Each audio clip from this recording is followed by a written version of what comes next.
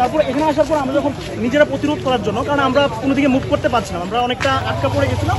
আমাদের কয়েকজন শিক্ষার্থী বন্ধু হচ্ছে বঙ্গবন্ধু হলে, তারপর সিইসি ডিপার্টমেন্টের আশেপাশে আটকা পড়ে গেছিল। তাদেরকে মূলত উদ্ধার করতে গিয়ে আমাদের লাঠি এটা সেটা আমাদের হাতে নিতে বাধ্য হয়েছি।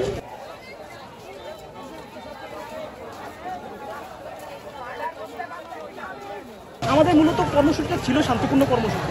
তো এরপর এখন অবধি আমরা যেটা জানি যে হচ্ছে আমাদের বিভিন্ন জায়গায় হচ্ছে আমাদের বন্ধু বা আমাদের সহযোগিতা যারা তারা হচ্ছে আটকা পড়ে আছে। আমরা এখন পর্যন্ত তাদেরকে মুক্ত করার জন্য আমরা এখন পর্যন্ত মাঠে আছি।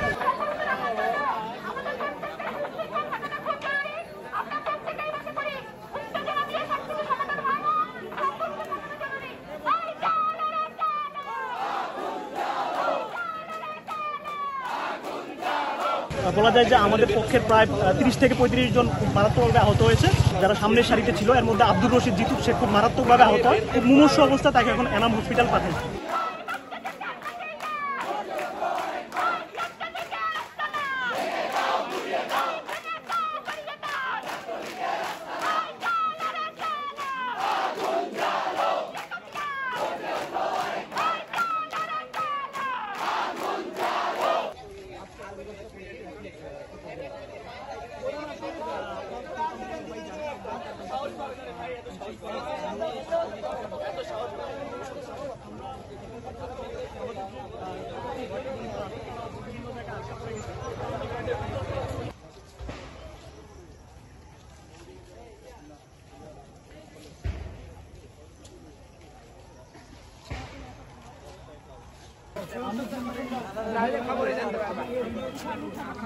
টেনশন করো না, হয় না,